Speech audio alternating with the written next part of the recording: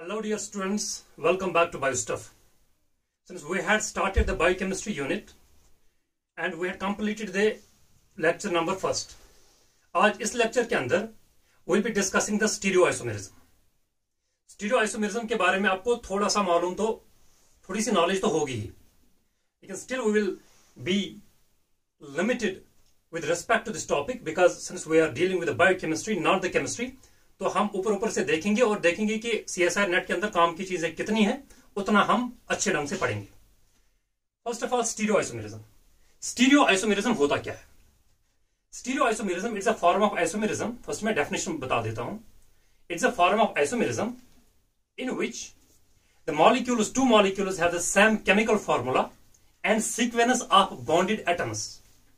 Just focus on it. And they have the same or similar sequence of bonded atoms. Then what they differ in? They differ only in the 3D space. The atoms, they differ in the 3D space. अब इस definition का meaning क्या है, मतलब क्या है, आसान भाषा में कैसे हम इसको समझ सकते हैं? We will be learning the diagrams, the structures of the stereoisomerism. Then only we can be fully knowledgeable about this topic. ठीक है जी. अभी तक आपको सिर्फ डेफिनेशन याद रखनी है जो मैंने वर्बली बताई, बाकी हम डिटेल में लेंगे इसको. स्टीरियोआइसोमेरिज्म के अगर हम बेसिक क्लासिफिकेशन को डिस्कस करें तो स्टीरियोआइसोमेरिज्म के अंदर हमें एनेंटियोमर्स पढ़ने हैं, हमें डायस्ट्यूमर्स पढ़ने हैं. उसके बाद डायस्ट्यूमर्स के अंदर हम पढ़ेंगे एपिमर्स, फिर एनोमर्स पढ़ेंगे, क्योंकि यही चीजें जो है, यही टॉपिक्स या सब टॉपिक्स जो है, ये एग्जाम के अंदर पूछे जाते हैं. तो हम इतना ही पढ़ेंगे जितना हमें काम में आएगा एग्जाम के अंदर. ठीक है जी. तो सबसे पहले स्टीरियोआइसोमेरिज्म के अंदर हम लेंगे एनेंटियोमर्स को. एनेंटियोमर्स क्या होते हैं? दो कार्बोहाइड्रेट्स. आप देख सकते हो यहां पे मैंने एक कार्बोहाइड्रेट लिया है, ये भी एक कार्बोहाइड्रेट है. Two carbohydrates are said to be enantiomers if they are non-superimposable mirror images of each other. I have written the definition. Two carbohydrates are said to be enantiomers if they are non-superimposable mirror images of each other. Mirror images क्या होते हैं? जैसे ये दो हाथ जो हैं, these are the mirror images. जैसे आप अपने आप को शीशे में देखते हो, what you get in the mirror is the mirror image. Exactly, we can take this analogy. ये हाथ और ये हाथ ये mirror images हैं. क्या ये फिर सुपर इंपोजिबल है कि नॉन सुपर इंपोजिबल है?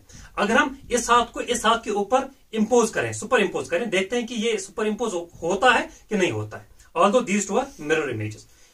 डाल दो इस तरह, इस हाथ को इसके ऊपर रख लो. आप देख सकते हो ये जो थंब है और ये जो थंब है, आप देख सकते हो ये एक दूसरे के ऊपर नहीं आ रहे हैं. अगर ये थंब इस थंब के ऊपर आ जाता, मैं बोलता कि ये सुपर इंपोजिबल है.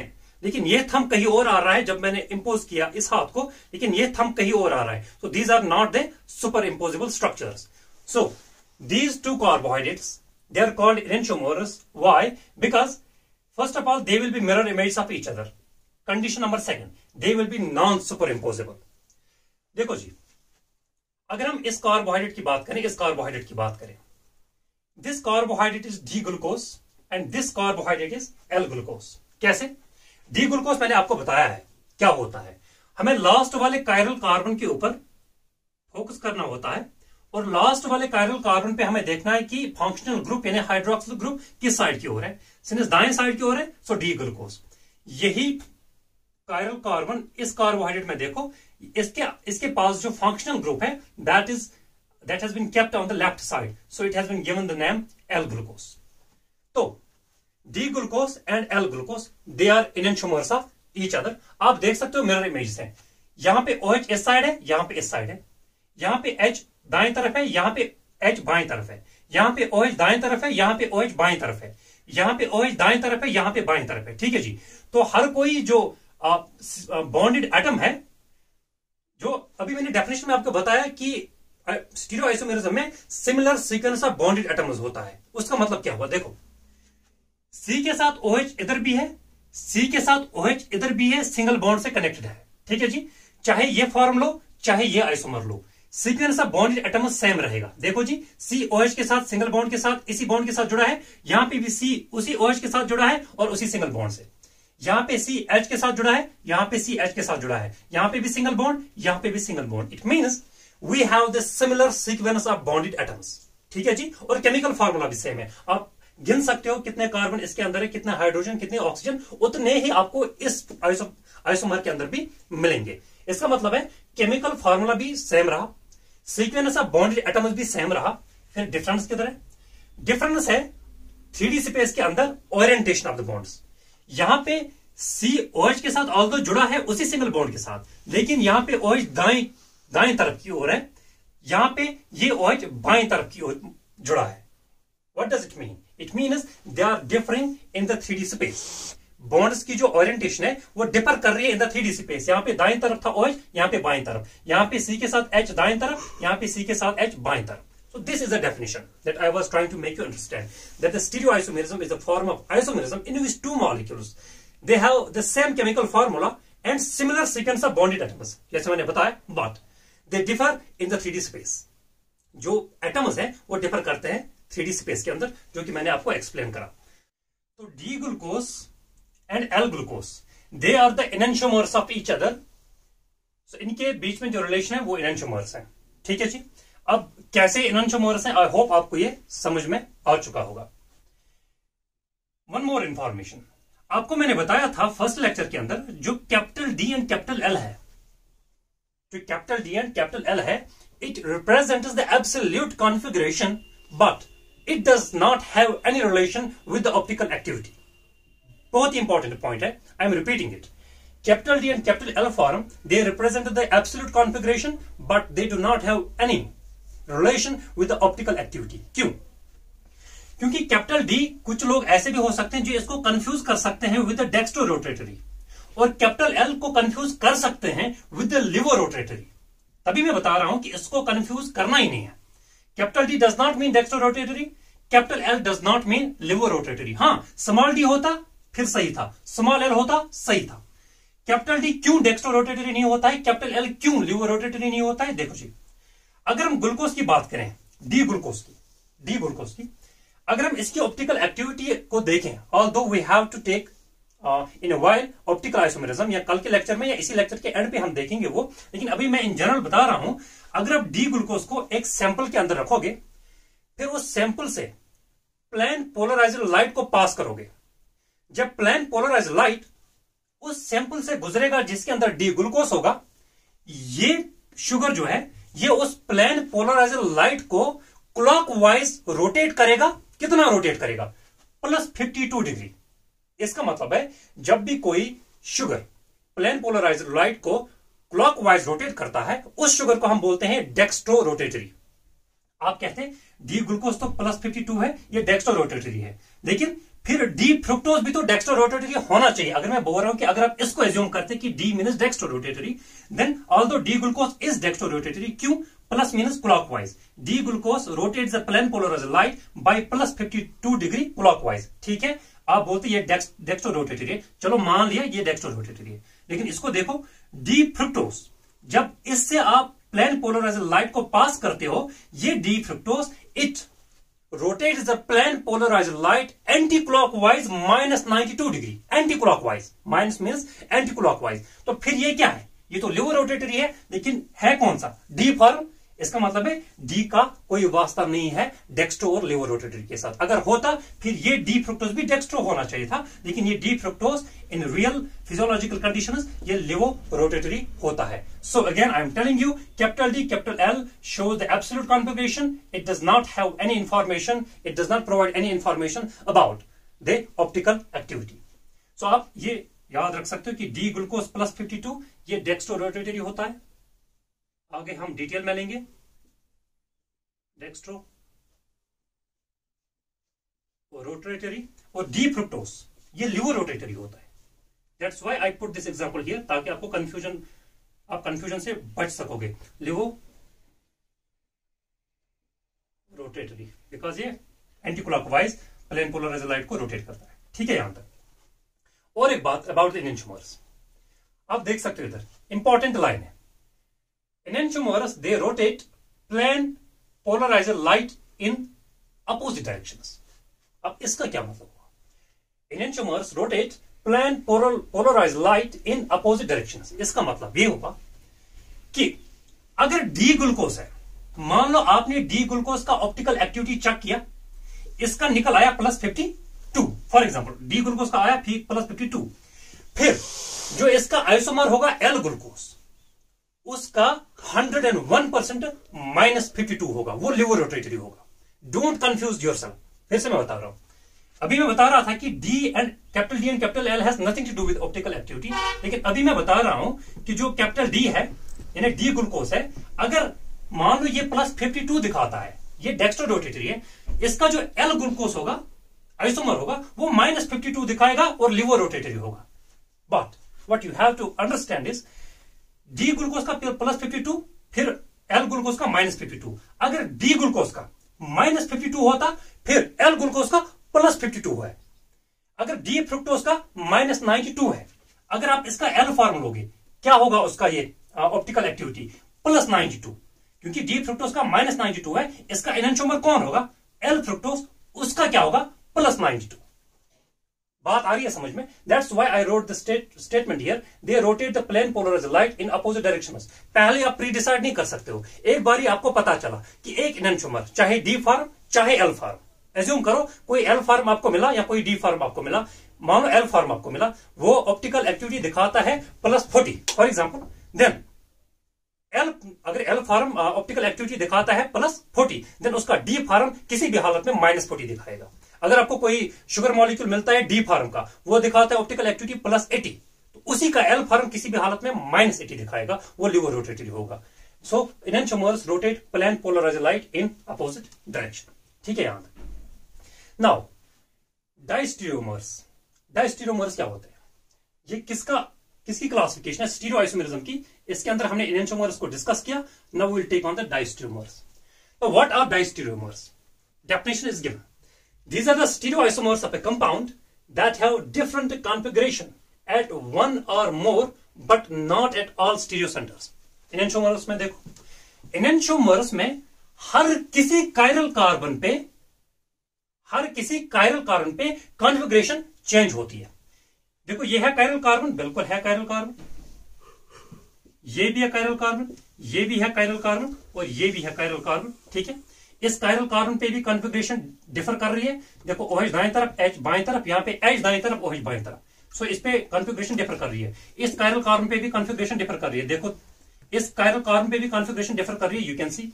इस कायरल कार्बन पे भी कॉन्फ़िगरेशन डिफर कर रही है, you can see. It means enantiomers के अंदर तमाम जितने भी कायरल कार्बन होते हैं उनमें दो आइसोमर्स के अंदर उन कायरल कार्बन पे कॉन्फ़िगरेशन डिफर करती है। लेकिन डायस्टीरियोमर्स के अंदर क्या होता है, ये भी स्टीरियो आइसोमर्स ही होते हैं, लेकिन डायस्टीरियोमर्स के अंदर तमाम कायरल कार्बन पे कॉन्फ़िगरेशन डिफर नहीं करती है। हाँ, एक पे हो सकता है, एक से ज्यादा कायरल कार्बन पे हो सकता है, लेकिन नॉट एट ऑल।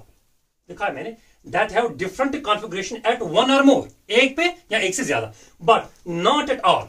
ये कंडीशन है, सब कायरल कार्बन पे कॉन्फ़िगरेशन डिफर नहीं करनी चाहिए। अगर की फिर तो वो एनेंटियोमर्स ही है, फिर डायस्टीरियोमर्स और एनेंटियोमर्स में फर्क ही क्या रहेगा? So mind it, diastereomers have different configuration at chiral carbon but not at all. तमाम कायरल कार्बन पे कॉन्फ़िगरेशन डिफर नहीं करेंगे। एक पे कर सकते हैं 2, 3, 4, लेकिन अगर 6 कार्बन है, 6 के 6 कायरल कार्बन पे कॉन्फ़िगरेशन डिफर नहीं कर सकती। एग्जांपल लेते हैं, हमारे पास है एक structure known as D mannose, then we have structure known as D galactose. देखते हैं, ये कायरल कार्बन है, बिल्कुल है कायरल कार्बन, ये भी कायरल कार्बन है, क्योंकि कायरल कार्बन मैंने आपको पढ़ाया है क्या होता है। ये भी है, ये भी है, यहां पे ये भी chiral carbon, this is also the chiral carbon. देखते हैं कि सारे कायरल कार्बन पे कॉन्फ़िगरेशन डिफर कर रही है या कुछ ही कायरल कार्बन पे। फर्स्ट कायरल कार्बन, इस पे H दाएं तरफ, OH बाएं तरफ, यहां पे H बाएं तरफ, OH दाएं तरफ। इसका मतलब है इस कायरल कार्बन पे डिफर हो रहा है। मैं इनसर्कल करता हूं इसको, यहां पे डिफर कर रहा है कॉन्फ़िगरेशन। इस कायरल कार्बन पे दाएं तरफ H बाएं तरफ OH, यहां भी दाएं तरफ H बाएं तरफ OH, नहीं हो रहा है डिफर कॉन्फ़िगरेशन। इस कार्बन पे यहां पे OH दाएं तरफ, H बाएं तरफ, यहां पे H दाएं तरफ, OH बाएं तरफ, यहां पे भी कर रहा है differ configuration at the chiral carbon. यानी ये है 1, ये है कार्बन नंबर 2, ये है कार्बन नंबर 3, ये है 4, ये है 5, ये 6। कार्बन नंबर 2 पे डिफर कर रहा है कॉन्फ़िगरेशन, कार्बन नंबर 4 पे डिफर कर रहा है कॉन्फ़िगरेशन, कार्बन नंबर 5 पे देखते हैं, दाएं तरफ OH दाएं तरफ OH नहीं कर रहा है। It means at carbon number 2 and carbon number 4 these two structures are differing in the configuration. Therefore, these two structures, these two carbohydrates are diastereomers of each other. Why? Again, see the definition. The stereoisomers of a compound that have different configuration. Different configuration, this is important. At one or more, but not at all. Not at all. देखो इस पे तो नहीं है, इस पे भी नहीं है, इस पे भी नहीं है, इस पे भी नहीं है, लेकिन कार्बन नंबर 4 और कार्बन नंबर 2 पे डिफर कर रहा है. इट मीन्स दो कार्बन पे कॉन्फ़िगरेशन डिफर हो रही है, but not at all carbons. Therefore, these two carbohydrates are the diastereomers of each other. I hope you are now understood with the concept of diastereomers. Next, आप यहां पे देख सकते हो इस क्लासिफिकेशन के अंदर डायस्टेरोमर्स के अंदर ही हम एक और आइसोमेरिज्म पढ़ते हैं, एपीमर्स. और एपीमर्स की जब साइक्लिक फॉर्म बनती है उनको हम कहते हैं एनोमर्स. सबसे पहले हम एपीमर्स को लेंगे. Now what are epimers? Epimers भी डायस्टेरोमर्स ही होते हैं. Epimers are also the diastereomers, but there is one difference. Epimers के अंदर सिर्फ एक कायरल कार्बन, सिर्फ एक एसिमेट्रिक कार्बन पे कॉन्फ़िगरेशन डिफर करती है. ऑल्दो डायस्टेरोमर्स में क्या रिलैक्सेशन है, एक पे भी कर सकती है, दो पे, तीन पे, लेकिन नॉट एट ऑल. लेकिन more than one chiral carbon पे भी कॉन्फ़िगरेशन डिफर कर सकती है. Although not at all, but more than one chiral carbon पे भी कॉन्फ़िगरेशन डिफर कर सकती है. उनको हम डायस्टेरोमर्स कहते हैं. एपीमर्स ऐसे डायस्टेरोमर्स होते हैं जिनके अंदर सिर्फ एक ही कायरल कार्बन पे कॉन्फ़िगरेशन डिफर करती है. व्हाट आर एपीमर्स देखते हैं स्ट्रक्चरली. ये कौन सा स्ट्रक्चर है? I hope you are familiar with this structure. This is the D glucose. D glucose क्यों है? क्योंकि लास्ट कायरल कार्बन पे OH is on the right side. So this is the D glucose. अब D glucose को हम as a reference carbohydrate लेंगे और इसके एपीमर्स देखते हैं. ये कॉन्सेप्ट है एपीमरिज्म, कई बार एग्जाम में आ चुका है. गेट एग्जाम में भी ये क्वेश्चंस आते हैं, specially this epimerism. This is D glucose. D glucose को हम एज ए रेफरेंस मॉलिक्यूल लेंगे, as a reference carbohydrate. Now we will compare this D glucose with this structure. हम देखते हैं कि किस तरीके का एपीमर है. यहां पे देखो, एपीमर में क्या होना चाहिए? The carbohydrate should show the different configuration only at one asymmetric carbon. देखो जी, यहां पे कार्बन पे OH दाएं तरफ, यहां पे कार्बन पे OH दाएं तरफ, H बाएं तरफ. ठीक है, यहां तक तो ठीक है, यहां तक कोई डिफरेंस नहीं है, कोई कॉन्फ़िगरेशन में डिफरेंस नहीं है. H दाएं तरफ, H दाएं तरफ, नहीं है डिफरेंस. OH दाएं तरफ, लेकिन OH बाएं तरफ. इस कार्बन पे डिफरेंस है जो मैंने इनसर्कल किया है. इस कार्बन पे नहीं है, because OH on the right side, OH is on the right side, then CH2OH. It means if this is the carbon number 1, this is 2, this is 3, this is 4, this is 5 and this is 6. ठीक है, कौन से वाले asymmetric carbon पे configuration differ कर रही है? आप देख सकते हो, 1 पे नहीं, 2 पे नहीं, 3 पे नहीं, 4 पे कर रहा है डिफर, 5 पे नहीं, 6 पे नहीं. इतने कायरल कार्बन में से only the chiral carbon number 4 shows the difference in the configuration. It means ये जो स्ट्रक्चर है carbohydrate, this is D galactose. It means D galactose is C4 epimer of D glucose. D glucose और D galactose में सिर्फ एक ही जगह फर्क है, कार्बन नंबर 4 पे. देख सकते हो आप, यहाँ पे OH on the right side, यहाँ पे OH on the left side. बाकी अगर आप कंपेयर करोगे सेम मिलेगा. It means D galactose is the C4 epimer of D glucose because only at this chiral carbon configuration varies. So D galactose is C4 epimer of D glucose. Okay. Now D allos को देखते हैं. You can see this is carbon number 1, 2, 3, 4, 5 and 6. At which chiral carbon does D allos show the difference in the configuration with respect to the D glucose? यहाँ पे OH right side, यहाँ पे OH right side. इसको अभी skip करो, D galactose को. हम D allos और D glucose को कंपेयर कर रहे हैं. OH on the right side, OH on the right side, H on the right side, but H on the left side. इसका मतलब है इस पे डिफरेंस है. फिर इस पे देखते हैं, OH on the right side, OH on the right side, OH on the right side, OH on the right side. It means only at carbon number 3rd does this carbohydrate show the difference in the configuration with respect to the D glucose. It means D allos is the C3 epimer of D glucose. So this is the C3 epimer. See the structure. Now skip these two. Now focus on D-mannose. D-mannose में देखो, this is carbon number 1, 2, 3, 4, 5, 6. देखो carbon number 1 तो वही है, ये तो chiral है ही नहीं वैसे भी. कार्बन नंबर 2 पे देखो H on the right side, glucose में देखो H on the left side. इसका मतलब है कार्बन नंबर 2 पे तो डिफर कर रहा है. कार्बन नंबर 3 पे H on the right side, H on the right side. Carbon number 4 पे OH on the right side, OH on the right side. Carbon number 5 पे OH on the right side, OH on the right side. It means this carbohydrate D-mannose, it shows the difference in the configuration only at one chiral carbon, that is chiral carbon number 2. Therefore, D-mannose is the C2 epimer of D-glucose. So, C2 epimer. अब पता ही है ये glucose का epimer है क्योंकि मैंने reference carbohydrate glucose ही लिया है. इन तीन को इसके साथ कंपेयर करो और देखो किस कायरल कार्बन पे कॉन्फ़िगरेशन वैरी कर रही है, वही उसका एपिमर होगा. This is epimerism. I hope ये बहुत ही आसान है, बस एक बार आपको अच्छे से पढ़ना होता है, समझना होता है, बाकी ये चीजें बहुत आसान होती है. So you have to now memorize it. D galactose is the C4 epimer of D glucose. D allose is the C3 epimer of D glucose. D mannose is the C2 epimer of D glucose. Just memorize it. Now I will rub the board and we will learn some new things. Now we will learn the pyranose and furanose ring. pyranose और furanose ring होती क्या है, क्योंकि anomers में ये हमें काम में आएंगे और हमें पता होना चाहिए कि कार्बोहाइड्रेट्स के अंदर पायरन रिंग क्या होती है और फ्यूरन रिंग क्या होती है. What is pyranose? पायरनोस क्या होता है? एक 6 मेंबर्ड रिंग होती है. 6 membered ring. I have also drawn it, but just for now remember it's a 6 membered ring. और पायरनोस के अंदर 2 नंबर का क्वेश्चन पूछा जा चुका है कि पायरनोस के अंदर लिंकेज कौन सी होती है. It is the Hemy acetal linkage. Hemy acetal linkage. Hemy acetal linkage किस किस के दरमियान बनती है? हेमी एसिटल लिंकेज CHO कौन सा फंक्शनल ग्रुप है? Aldehyde plus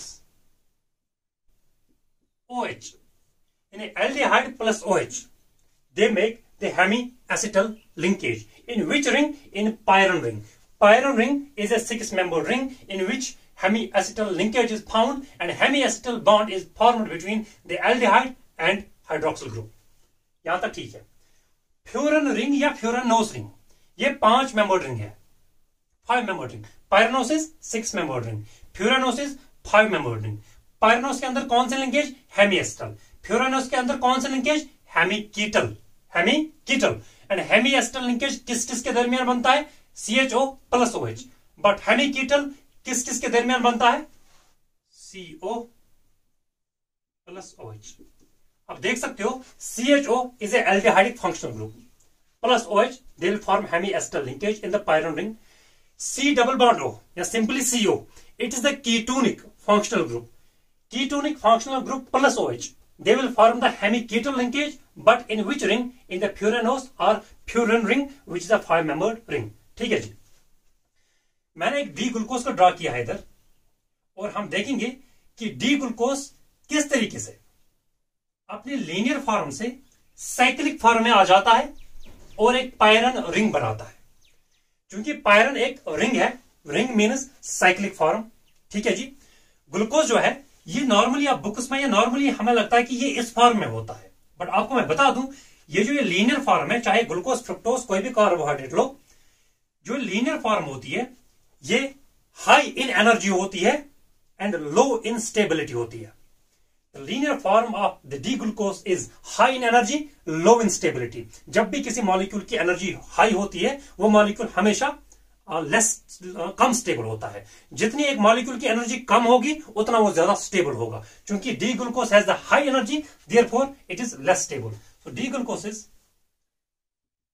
high, it has high energy, low stability. High energy, low stability. Therefore, what it ends up doing is, since it's less stable here, it will convert itself into a cyclic form. It will make a ring known as pyran ring, which is a 6-membered ring. देखो 1, 2, 3, 4, 5 and 6 6 membered ring है. जिसके अंदर 5 carbon है, 1 2 3 4 5 तो carbon है, एक oxygen है, लेकिन रिंग है 6 मेंबर रिंग। तो पायरोन रिंग इसने बनाई। क्यों बनाई? क्योंकि ये वाली जो स्ट्रक्चर है, रिंग स्ट्रक्चर और the cyclic structure, it is less in energy, इसके पास कम एनर्जी होती है एंड हाई स्टेबिलिटी होती है। ठीक है, तभी लीनियर फॉर्म हमेशा प्रेफर करता है to be in the cyclic form. अब पायरानोस रिंग ये है जो मैंने बताया था, पायरानोस 6 मेंबर रिंग है, ये 6 मेंबर रिंग है। लिंकेज कौन सी होगी इस रिंग के अंदर? Hemiacetal. कौन सी लिंकेज इधर हेमी एसिटल बता देता हूं मैं, और किस किस के दरमियान बनता है? CHO plus OH। देख सकते हो आप, ये जो है यहां पे OH नहीं होना चाहिए, ये है CHO।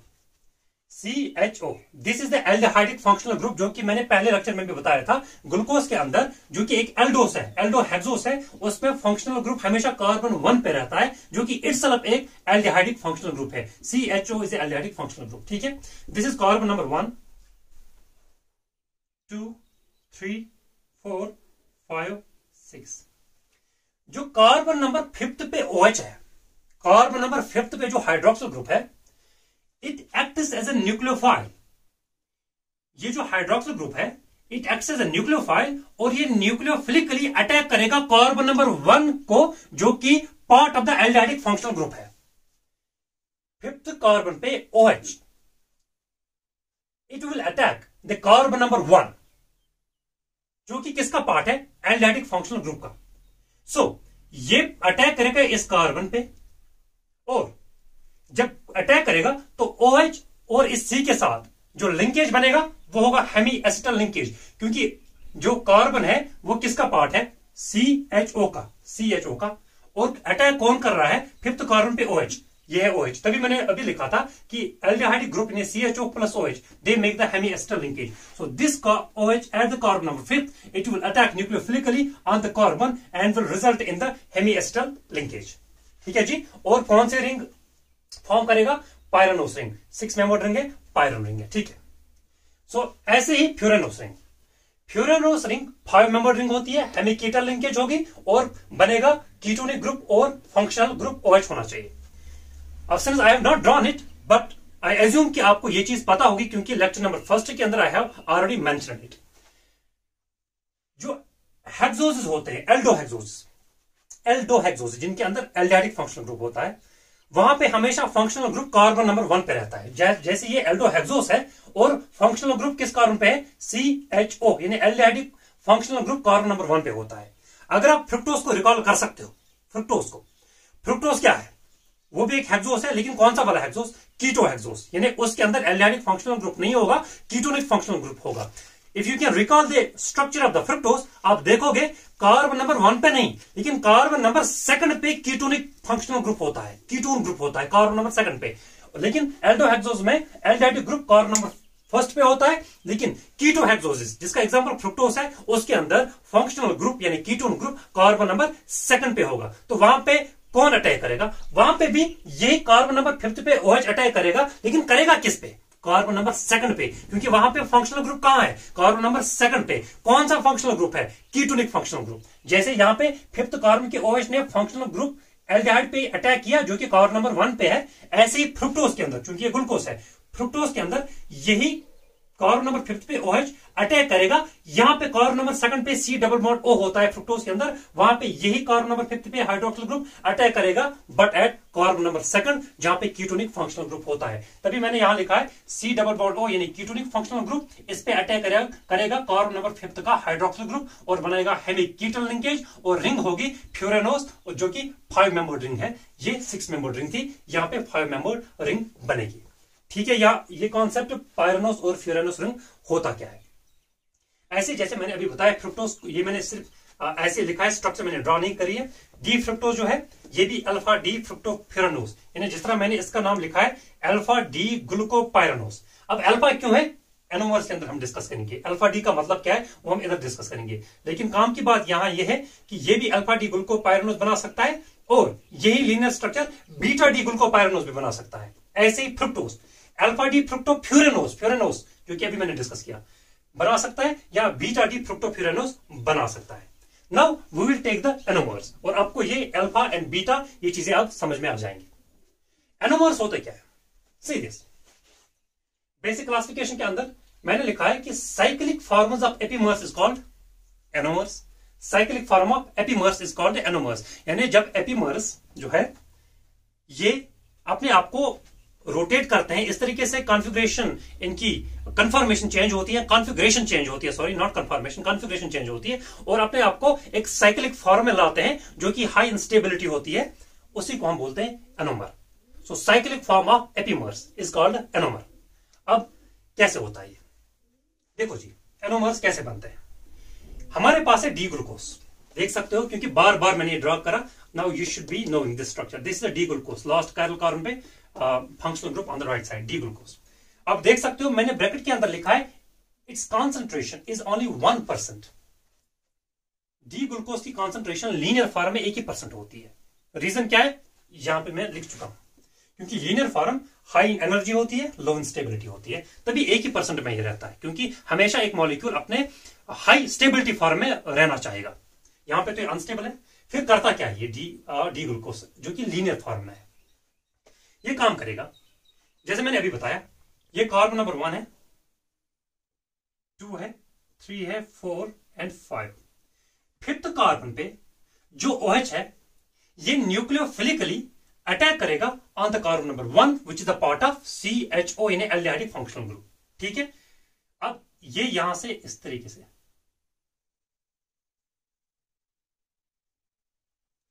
This hydroxyl group has nucleophilically attacked on the carbon number 1। अब ये अटैक दो तरीके से कर सकता है, ये कार्बन को ऊपर से अटैक कर सकता है या कार्बन को बॉटम साइड से अटैक कर सकता है। क्योंकि ये कार्बन है, इसको ये OH ऊपर से आ सकता है और अटैक कर सकता है, बॉन्ड्स तोड़ सकता है, और यही OH इसी कार्बन को बॉटम साइड से भी आ सकता है and can break down the bonds. Therefore अगर दो तरीकों से ये इसको अटैक कर सकता है तो दो तरह के फॉर्म्स हमें मिल सकते हैं। ठीक है, फर्स्ट फॉर्म OH जब कार्बन को अटैक करेगा या तो हमें मिलेगा अल्फा डी ग्लूकोपाइरानोस या हमें मिलेगा बीटा डी ग्लूकोपाइरानोस। अब ये कैसे बना, अब सिंपली समझ सकते हो कि इसने इसको अटैक किया, ये इसको सर्कुलराइज करेगा। ये जो हेमी एसिटल लिंकेज बनेगा between the aldehyde and functional group, यही इस लीनियर फॉर्म को साइक्लिक फॉर्म में कन्वर्ट करेगा, क्योंकि इस बॉन्ड की वजह से। नाउ फर्स्ट स्ट्रक्चर हमें यह मिल सकता है। अब इस स्ट्रक्चर और इस स्ट्रक्चर में फर्क क्या है, क्यों हमने इसको नाम दिया है अल्फा डी, क्यों हमने इसको नाम दिया बीटा डी।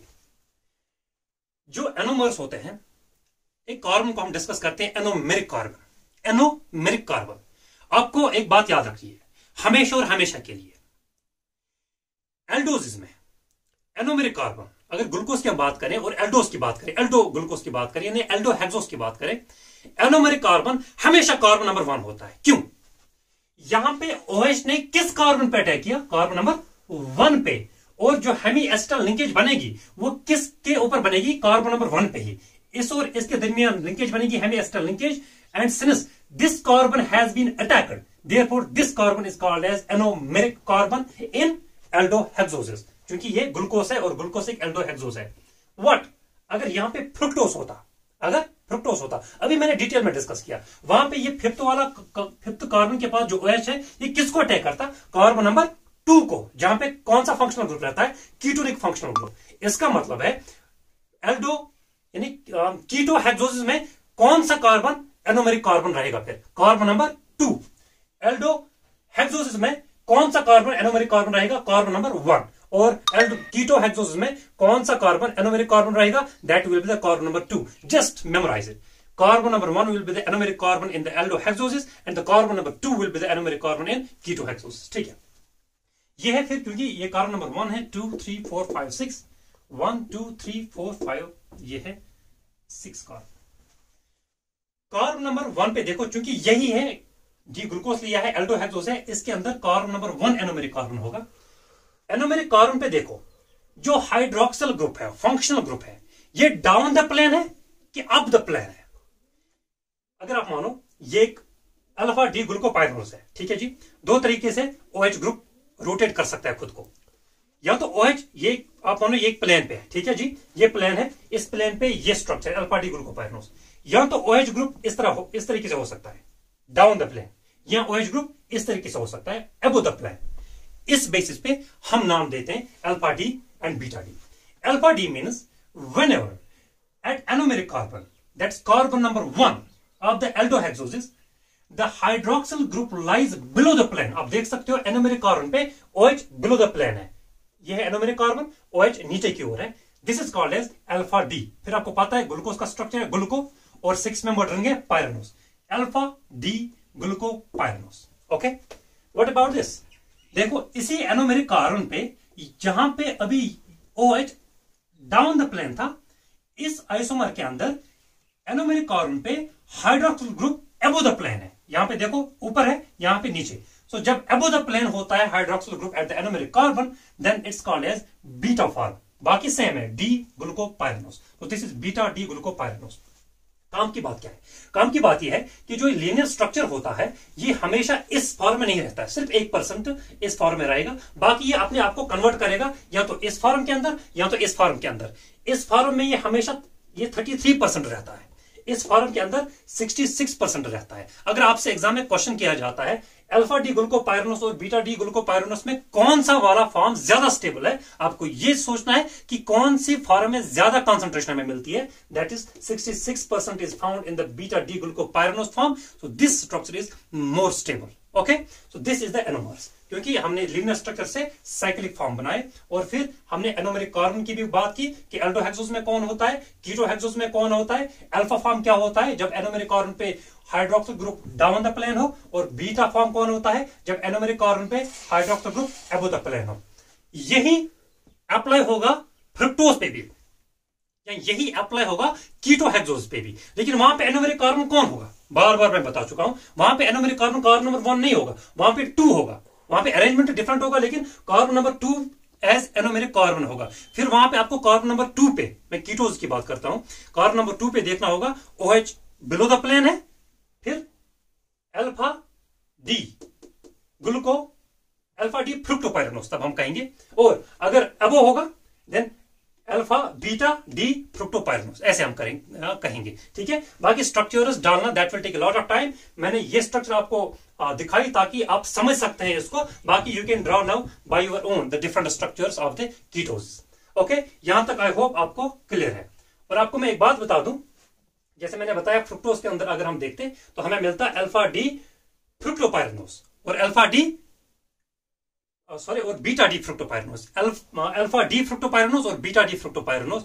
यहां पे मैं एक बात आपको इंफॉर्मेटिव बता देता हूं, जो शहद होता है, हनी होता है, जब हम ताजा हनी लाते हैं, ऐसे मानो कि आपने किसी पेड़ से कल्टीवेट किया हनी, जो कि हनी बीज ने वहां पे रखा होता है, बनाया होता है, जब आप उसको नेचुरल फॉर्म में लाते हो घर, तो सबसे ज्यादा टेस्ट जो होता है वो उसी वक्त उसको होता है। जब आप क्रूड फॉर्म में खाते हो, जिसमें ऊपर वो हनी बीज के थोड़े थोड़े फ्रेगमेंट्स भी होते हैं उसके अंदर, लेकिन वो सबसे ज्यादा स्वीटेस्ट होता है। क्यों? क्योंकि उसके अंदर होता है अल्फा डी फ्रुक्टोपायरानोस, क्योंकि फ्रुक्टोस ही होता है ना स्वीटेस्ट शुगर, हनी के अंदर तो फ्रुक्टोस ही होता है, लेकिन कौन सा फॉर्म? Alpha D फ्रुक्टोपायरानोस। फिर हम घर में क्या करते हैं, हम जनरली हनी को बॉयल करते हैं, थोड़ा सा बॉयल करते हैं। विंटर्स में हम सोचते हैं कि थोड़ा बॉयल करेंगे, सेहत के लिए सही रहेगा। और जो क्रूड होता है उसके अंदर जो फ्रेगमेंट्स होते हैं हनी बीज के, हम उनको रिमूव करते हैं बाय बॉइलिंग। लेकिन उस बॉइलिंग की वजह से थोड़ा सा भी आप हीट करो, थोड़ा सा भी आप बॉयल करो, थोड़ा सा भी आप उस फॉर्म को डिस्टर्ब करो, वो अल्फा डी फ्रुक्टोपायरानोस कन्वर्ट हो जाता है बीटा डी फ्रुक्टोपायरानोस के अंदर। और बीटा डी फ्रुक्टोपायरानोस के जो टेस्ट बड्स पे हमारे टेस्ट रिसेप्टर्स होते हैं, बीटा डी फ्रुक्टोपायरानोस के उतने टेस्ट रिसेप्टर्स नहीं होते हैं। फिर हमें एम्पल अमाउंट में खाना होता है, तब जाके हमें उतना मतलब टेस्टी लगता है। लेकिन अगर आप क्रूड फॉर्म में खाओगे, उस वक्त अल्फा डी फ्रुक्टोपायरानोस होगा और वो स्वीट टेस्ट होता है, क्योंकि उस आइसोमर के लिए हमारे टंग पे टेस्ट रिसेप्टर्स बहुत ज्यादा होते हैं। थोड़ा सा भी आप खाओगे बहुत टेस्ट लगेगा, बॉयल करोगे वो फॉर्म बीटा डी फ्रुक्टोपायरानोस में चला जाएगा, वो फिर उतना टेस्टी नहीं रहता है।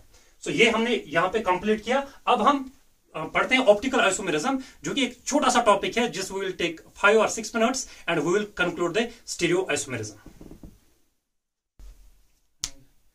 अब हम ऑप्टिकल आइसोमेरिज्म को लेते हैं, छोटा सा टॉपिक है, थोड़ा सा समझने की कोशिश करते हैं कि होता क्या है ऑप्टिकल आइसोमेरिज्म। ऑप्टिकल आइसोमेरिज्म ये भी एक स्टीरियो आइसोमेरिज्म का टाइप है। इसके अंदर भी केमिकल फार्मूला सेम रहेगी, बट इसके अंदर डिफरेंस क्या होता है? दो कार्बोहाइड्रेट्स डिफर करेंगे in the direction of rotation of the plane polarizer light. एक कार्बोहाइड्रेट किस तरीके से प्लेन पोलराइजर लाइट को रोटेट करेगा और दूसरा किस तरीके से रोटेट करेगा। अगर ये दो डिफर कर रहे हैं, एक क्लॉकवाइज कर रहा है, एक दूसरा एंटी क्लॉकवाइज कर रहा है, हम उन दो कार्बोहाइड्रेट्स को ऑप्टिकल आइसोमर्स कह सकते हैं। ठीक है जी। ऑप्टिकल आइसोमेरिज्म पहले लेक्चर में मैंने बताया था कि चाहे ऑप्टिकल आइसोमेरिज्म हो या स्टीरियो आइसोमेरिज्म हो, दोनों तब एक कार्बोहाइड्रेट दिखा सकता है जब उसके अंदर मिनिमम ऑफ एक कायरल कार्बन हो, प्रेजेंट हो। So optical isomerism is also shown by those structures, those molecules which contain one और मोर। ज्यादा हो तो अच्छा है, लेकिन कम से कम एक तो होना चाहिए, तब जाके वो कार्बोहाइड्रेट ऑप्टिकल आइसोमेरिज्म दिखा सकता है। जितने भी कार्बोहाइड्रेट्स हैं सारे के सारे ऑप्टिकल आइसोमेरिज्म दिखाते हैं एक्सेप्ट वन। ऑल्दो मैंने बोर्ड पे लिखा है, बट आई होप कि आपको ये ऑलरेडी दिमाग में प्रेजेंट होता, बिकॉज मैंने फर्स्ट लेक्चर के अंदर बताया था कार्बोहाइड्रेट डाइहाइड्रोक्सी एसीटोन। मैंने आपको दिखाया था स्ट्रक्चरली कि वाहिद एक ऐसा कार्बोहाइड्रेट है जहां पे कोई कायरल कार्बन है ही नहीं। जब कायरल कार्बन है ही नहीं, उसके ना एनेंटियोमर्स होंगे, ना डायस्टेरोमर्स होंगे, ना कोई एपीमर होगा, ना कोई एनोमर होगा। ऑप्टिकल आइसोमेरिज्म भी नहीं दिखाएगा क्योंकि कायरल कार्बन है ही नहीं उसके अंदर। तो सारे कार्बोहाइड्रेट्स ऑप्टिकल आइसोमेरिज्म भी दिखाते हैं और स्टीरियो आइसोमेरिज्म भी दिखाते हैं एक्सेप्ट डाइहाइड्रोक्सी एसीटोन। इसको मैं हाईलाइट करता हूं। Dihydroxy acetone will not show the stereoisomerism and optical isomerism. Rest all carbohydrates will show optical isomerism. OI, optical isomerism, except DHA, dihydroxy acetone. ठीक है। अब ये भी क्वेश्चन दिमाग में आ सकता है, अगर हम एक मिक्सचर के अंदर एक डी फॉर्म को लेते हैं, यानी स्मॉल डी वाला फॉर्म, जो कि प्लेन पोलराइजर लाइट को मान लो क्लॉकवाइज रोटेट करता है, और हम और एक कार्बोहाइड्रेट को लेंगे जो कि प्लेन पोलराइज्ड लाइट को एंटी क्लॉकवाइज रोटेट करता है, उसको तो एल फॉर्म कहेंगे, पहले वाले को डी फॉर्म कहेंगे। अगर इन दो डी फॉर्म और एल फॉर्म जो कि अलग अलग तरीके से प्लेन पोलराइज्ड लाइट को रोटेट करते हैं, एक ही मिक्सचर में डालेंगे, फिर और उस मिक्सचर पे हम प्लेन पोलराइज्ड लाइट डालेंगे, वहां पे कोई रोटेशन नहीं होगी। What does it mean? अगर आपके पास एक रेसमिक मिक्सचर है, रेसमिक मिक्सचर मींस ऐसा मिक्सचर जिसमें एक ऐसा कार्बोहाइड्रेट हो जो कि डी फॉर्म हो या एल फॉर्म हो, दूसरा कार्बोहाइड्रेट हो जो इसका अपोजिट हो। अगर पहला कार्बोहाइड्रेट स्मॉल डी फॉर्म है तो दूसरा कार्बोहाइड्रेट स्मॉल एल फॉर्म है। अगर पहला कार्बोहाइड्रेट क्लॉकवाइज रोटेट करता है, दूसरा कार्बोहाइड्रेट एंटी क्लॉकवाइज रोटेट करता है। अगर इन दो को हम साथ लेके चलेंगे एक मिक्सचर में, फिर इस मिक्सचर पे प्लेन पोलराइज्ड लाइट डालेंगे, उस प्लेन पोलराइज्ड लाइट में कोई रोटेशन नहीं आएगी। What does it mean? Two optically active substances, when kept together in a mixture, will behave as they are optically inactive.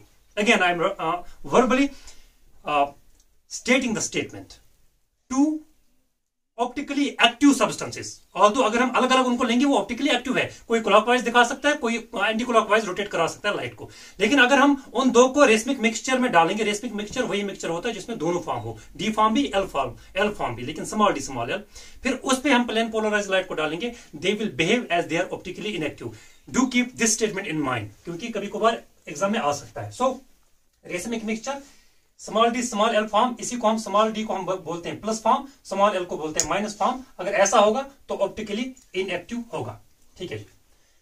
अब ऑल्दो अमीनो एसिड्स भी सारे stereo isomerism दिखाते हैं, ऑप्टिकल आइसोमेरिज्म दिखाते हैं, एक्सेप्ट ग्लाइसिन। आपने पढ़ा होगा कि ग्लाइसिन के अंदर कोई कायरल कार्बन नहीं होता है। ऐसे ही लिपिड जो होता है, जब हम लिपिड्स पढ़ेंगे वहां पे भी हम देखेंगे कि जो कार्बन होते हैं वो कायरल कार्बन होते हैं। लिपिड्स भी आइसोमेरिज्म दिखाते हैं, लेकिन अभी we are stuck to carbohydrates. So except dihydroxyacetone, all carbohydrates will show both stereoisomerism and optical isomerism. अगर रेसमिक मिक्सचर होगा तो ऑप्टिकल आइसोमेरिज्म नहीं दिखा सकता।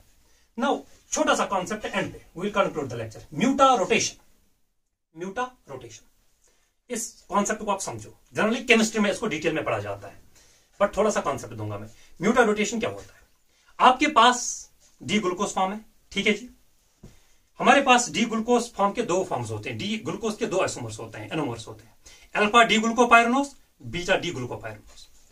अल्फा डी ग्लूकोपाइरानोस अगर आप प्योर फॉर्म में लोगे, अकेला लोगे, अकेला सिर्फ अल्फा डी ग्लूकोपाइरानोस, उसको आप किसी कंटेनर में डालोगे और उस अल्फा डी ग्लूकोपाइरानोस पे आप प्लेन पोलराइज्ड लाइट को डालोगे।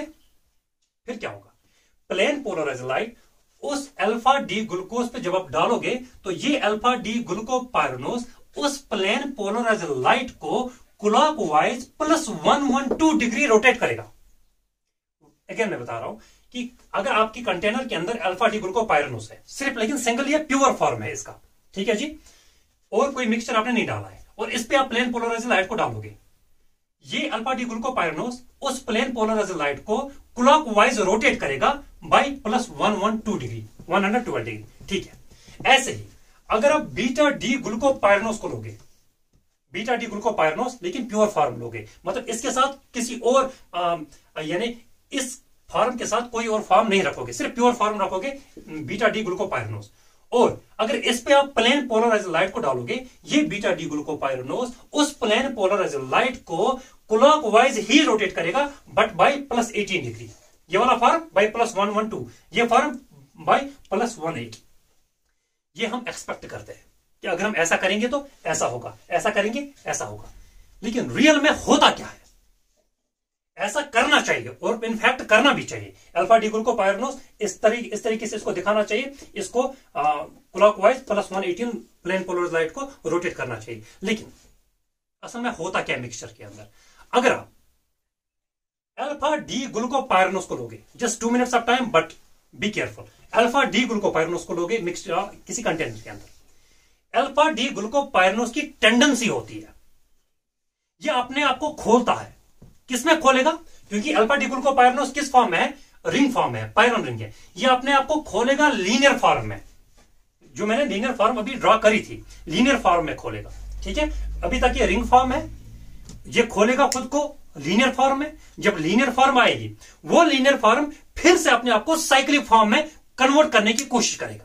लेकिन जब लीनियर फॉर्म अपने आप को साइक्लिक फॉर्म में कन्वर्ट करने की कोशिश करता है, उस वक्त वो 2 तरीके के साइक्लिक स्ट्रक्चर्स बना सकता है, या तो अल्फा डी ग्लूकोपाइरानोस बनाएगा या बीटा डी ग्लूकोपाइरानोस बनाएगा, या टू बी मोर स्पेसिफिक थोड़ा सा अल्फा डी ग्लूकोपाइरानोस बनाएगा, थोड़ा सा बीटा डी ग्लूकोपाइरानोस बनाएगा। सो रियल कंडीशंस में क्या होता है कि जब भी आप अल्फा डी ग्लूकोपाइरानोस को एक ट्यूब में लोगे, ये मान लो कोई ट्यूब है, इसके अंदर ये अल्फा डी, ये वाला स्ट्रक्चर अल्फा डी ग्लूकोपाइरानोस, ये खुद को first of all linear form में ओपन करेगा, इस कंटेनर के अंदर लीनियर फॉर्म में जिसमें साइक्लिक फॉर्म नहीं होती। फिर ये लीनियर फॉर्म या तो फिर से अल्फा में कन्वर्ट करेगा, या थोड़ा सा अल्फा में कन्वर्ट करेगा खुद को, थोड़ा सा बीटा में कन्वर्ट करेगा। अल्फा बीटा क्या होता है वो मैंने डिस्कस किया।